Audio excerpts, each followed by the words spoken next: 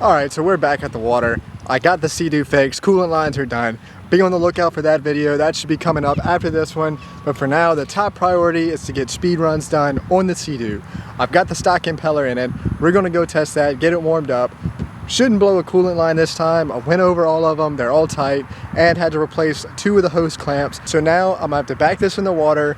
I've got coolant filled up in it now. I'm gonna have to let it get hot, the thermostat open up to circulate the coolant through, top it off from there, and then we can get to running it. I'm really thinking we should be around 80, maybe higher with the stock impeller in it.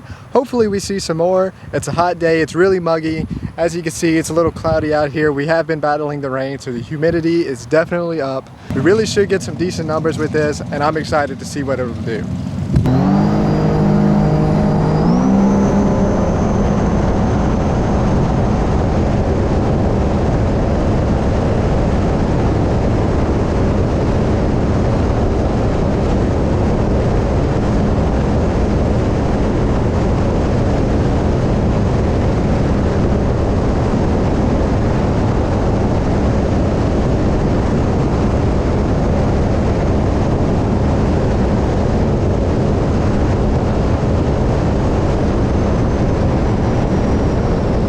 The stock impeller, it ran 81 miles an hour on the dash and 79.17 on GPS. Now that's pretty moving considering how hot it is out here, how humid it is, and it was on a half a tank of gas. So real quickly, I'm gonna swap out the impellers, put the Solus 1318 in there, try that out, and hopefully we'll pick up a few miles an hour. Rumor has it the stock impeller is faster, but there is some good news. Right now there's a prototype impeller that's in the works for this ski. It's supposed to be much faster than the Solus that we have now and the stock impeller. Hopefully we can get that soon and customers can get that. But right now it is just a prototype and who knows how long of a wait that will be. So enough about that, we're gonna get this thing swapped and back out on the water. I've got the 1318 in the pump. As you can see, this is a 3-blade impeller. The stock one is a 4-blade impeller. It's gonna be interesting to see which one ends up being the fastest. I'm gonna go ahead and get this slide back in the ski, go to the water, and see what it does.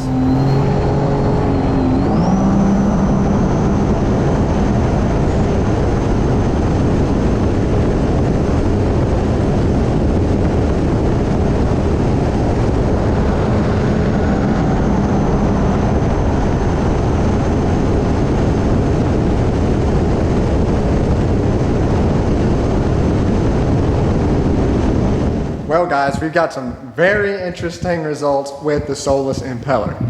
So with the stock impeller, we were doing 81 on the dash, 79.1 on GPS at 8,300 RPMs. With the Solus impeller, I got 82 on the dash, 79.0 on GPS at 8,200 RPMs. So the dash read 1 mile an hour faster. We all know the dash is not accurate.